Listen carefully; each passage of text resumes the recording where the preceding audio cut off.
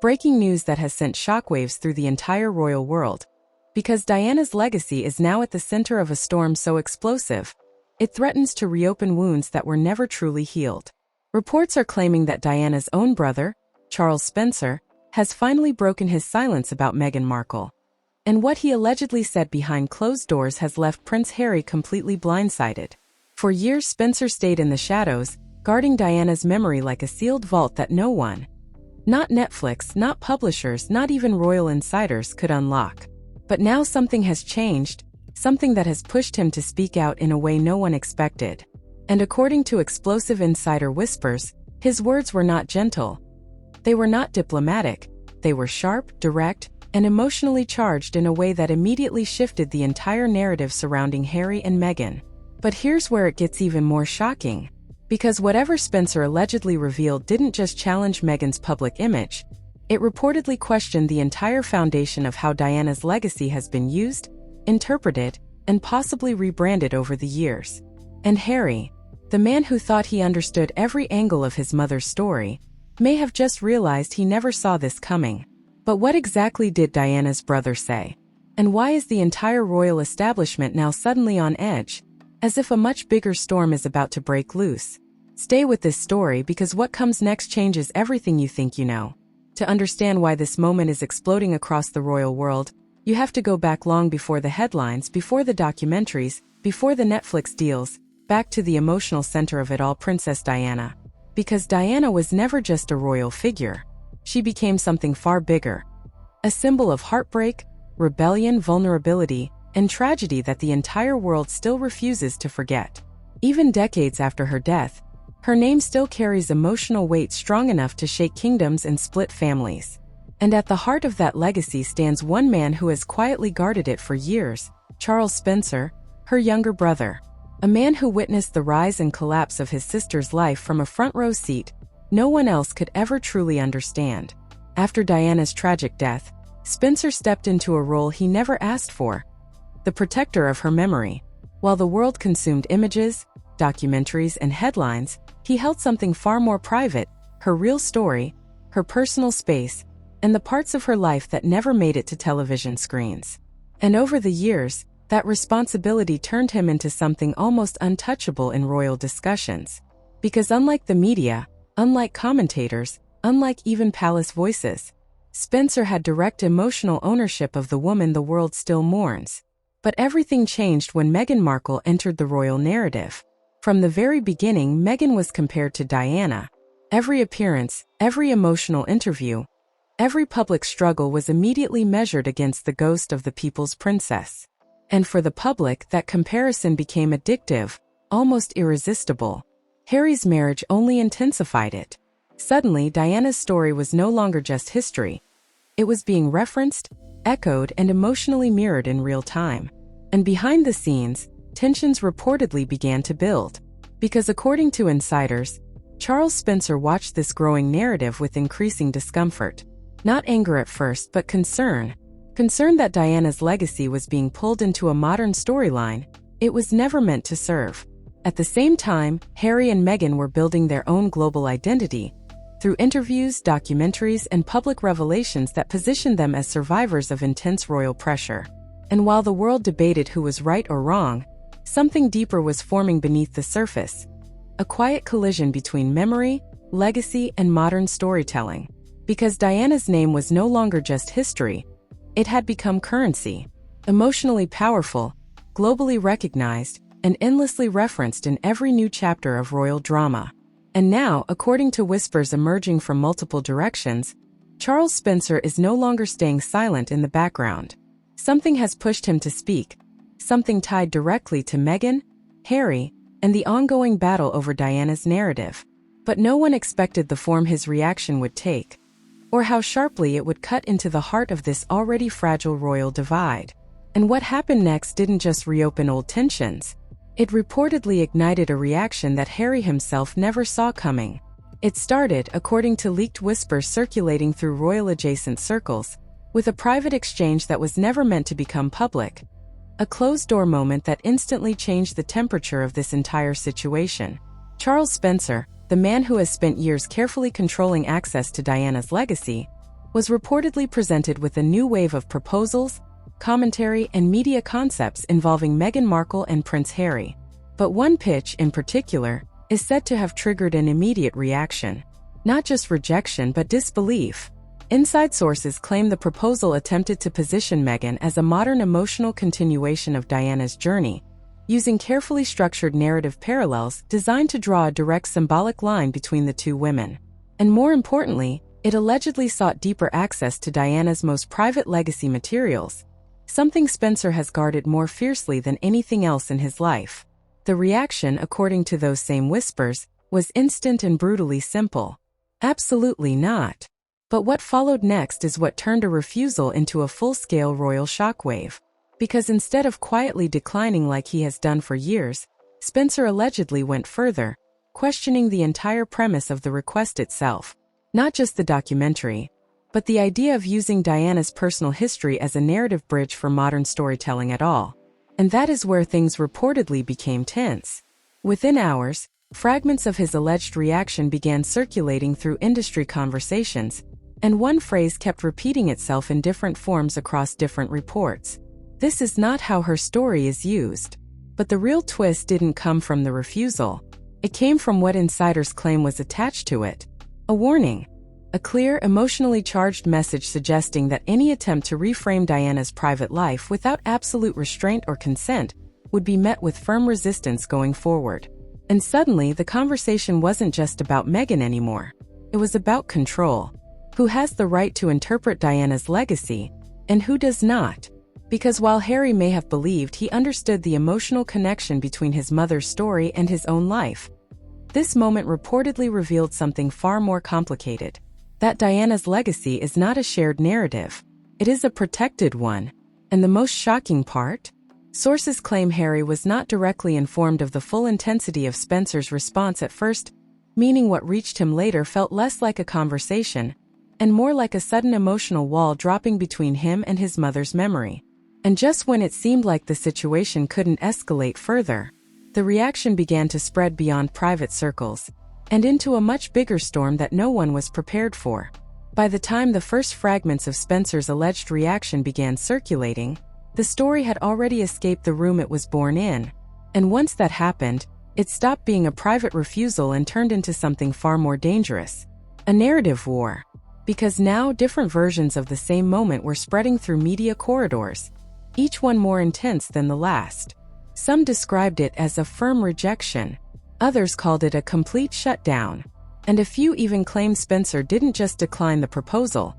He questioned the entire direction of modern royal storytelling involving Diana's name. But the real escalation began when online royal communities caught wind of it.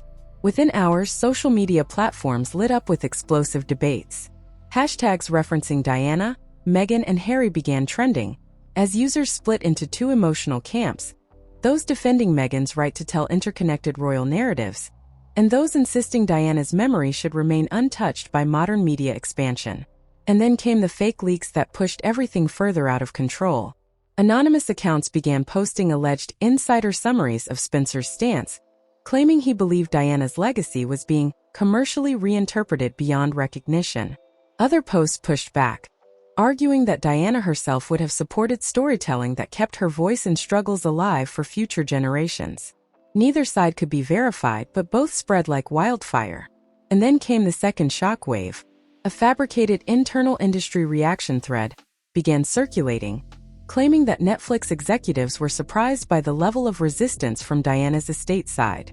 The post suggested that the documentary concept had been far more ambitious than initially understood, and that Spencer's rejection had effectively frozen the entire direction of the project. Suddenly, what looked like a family disagreement was now being framed as a global production crisis. And just when the conversation was reaching peak intensity, a new layer entered the chaos. A rumor, unconfirmed but widely repeated, suggested that Harry had only received a filtered version of Spencer's stance, one that downplayed the emotional weight behind it. According to these whispers, the full force of Spencer's concerns was far more direct, far more personal, and far more final than what was initially communicated. If true, it meant Harry was reacting to a softened version of a much harsher reality, and that changes everything. Because now the question wasn't just what Spencer said. It was what Harry was never fully told. And as that realization began spreading through online discussions, the tone of the entire story shifted again. Away from refusal, away from proposals, and straight into something far more volatile. A growing sense that this was no longer about a documentary at all, but about control over Diana's voice itself. And just as the public started demanding clarity, answers, and truth, a new wave of reactions began emerging that would push this conflict into its most divided and emotionally charged phase yet. As soon as the Spencer reaction story began circulating in its multiple versions, the internet didn't just respond, it detonated. Royal discussion forums, celebrity commentary pages, and entertainment news threads all lit up within hours, each space becoming a battlefield of opinion, emotion, and outrage. And what made this different from typical royal drama was the intensity. This wasn't just gossip anymore for many viewers. It felt personal. On one side, supporters of Harry and Meghan argued that the backlash was being blown out of proportion. They insisted that Diana's legacy, by its very nature, belongs to the world now. To them, any attempt to block modern interpretations or storytelling felt like gatekeeping history itself.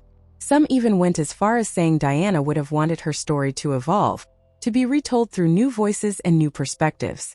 But on the opposite side, the reaction was far more emotional and far more defensive. For them, Diana is not content. She is sacred memory.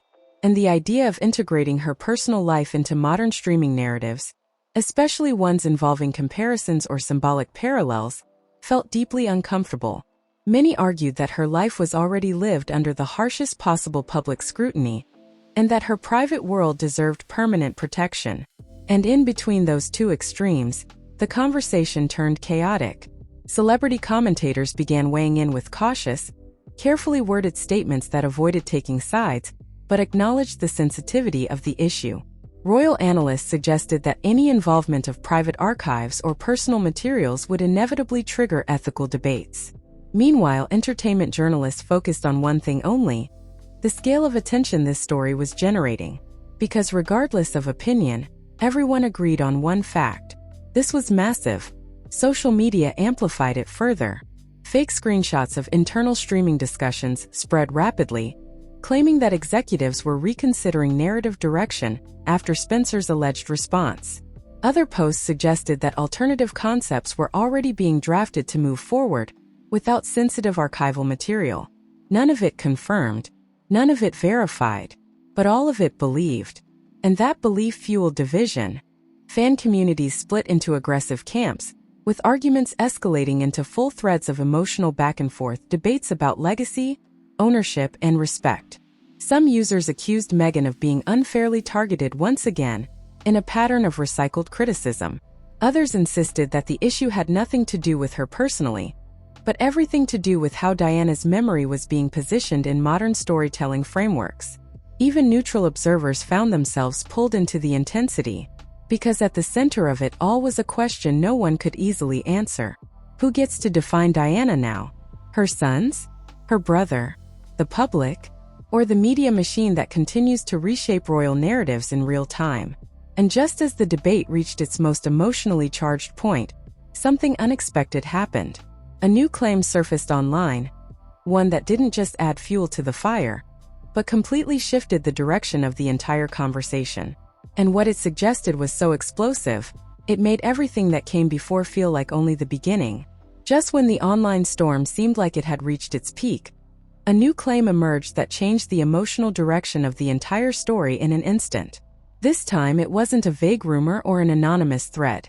It was a carefully worded alleged update, circulating through multiple entertainment circles, suggesting that Charles Spencer's reaction was not simply a rejection of a documentary proposal, but part of a much deeper, long-running boundary he has allegedly maintained for years regarding Diana's private archive.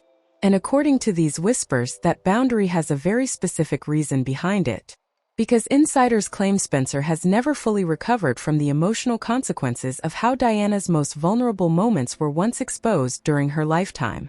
Not just the public interviews, but the behind-the-scenes manipulation, the media pressure, and the personal betrayals that surrounded her final years. And now, allegedly, he sees any attempt to recreate similar narrative structures, even in modern form, as a direct risk to repeating that same emotional exploitation. But the twist that shocked viewers most wasn't even about Diana. It was about timing. Because around the same time these claims began circulating, another rumor quietly entered the conversation, suggesting that Harry was preparing for a separate major media expansion project tied to his personal and family story, potentially involving new global distribution discussions. Nothing confirmed, nothing officially announced, but enough to ignite speculation that tensions were building again beneath the surface. And suddenly everything felt interconnected. Spencer's refusal, the alleged sensitivity around archives, the ongoing struggle over narrative control, and Harry and Meghan's continuing media presence. All of it began forming a pattern in the public imagination. A pattern where Diana's legacy is no longer just history, but the center of an ongoing emotional power struggle between memory, storytelling, and modern media economics. And then came the most controversial layer of all. A fresh wave of commentary began circulating suggesting that Spencer had privately expressed concern. Not anger, not hostility, but concern that Diana's name is now being pulled into cycles of reinterpretation that grow more intense with every new project, every new documentary, and every new public comparison. According to these claims, his position is not about shutting stories down, but about preventing emotional repetition of a trauma that the world has never truly resolved.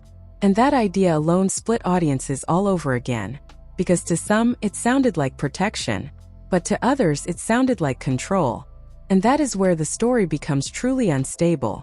Because once a legacy becomes protected, interpreted, and monetized all at the same time, there is no neutral ground left to stand on. Only competing versions of truth. And now, with Spencer's alleged stance spreading further than ever, one question is beginning to dominate every corner of this debate. If Diana's story is this powerful, who actually has the final right to define how it is told? And just as that question takes hold, a final chilling rumor begins to surface in the background of this entire saga, suggesting that this is not the end of Spencer's involvement at all. In fact, some believe it may only be the beginning of a much bigger royal rupture that no one is ready to face. But what that next move is, and who it will target, remains completely unknown. And that silence is exactly what makes this story feel like it's far from over. And now the question lands directly in your hands, because this story has split opinion across the world, and there is no simple answer that satisfies everyone. On one side, you have the belief that Diana's legacy belongs to history, to storytelling, and to the global audience who still feels emotionally connected to her life and struggles. From that perspective, every new documentary, every reinterpretation, every modern comparison is just another way of keeping her memory alive. But on the other side, you have something far more emotional, the idea that Diana's life was already lived under intense scrutiny, and that there must be a limit somewhere. A boundary between remembrance and repetition, between storytelling and exploitation. And standing in the middle of all this is Charles Spencer, allegedly refusing, allegedly protecting, allegedly drawing a line that nobody can fully cross without controversy. But here's what matters most right now. This debate is not going away. Every new rumor, every new project, every new royal development only adds more pressure to an already explosive narrative. And if Spencer continues to hold this position, and if Harry and Meghan continue building their media universe, this clash of legacy versus modern storytelling will only grow louder. So now I want to hear from you. Do you think Charles Spencer is protecting Diana's memory the right way? Or blocking an important part of her story from being told? And more importantly, should Harry have the right to use his mother's legacy in modern media projects? Or should that responsibility stay with those guarding her private archive? Drop your thoughts in the comments below, because this conversation is dividing audiences everywhere. And your opinion matters more than you think. And stay tuned, because if this story develops further, the next update could change everything once again.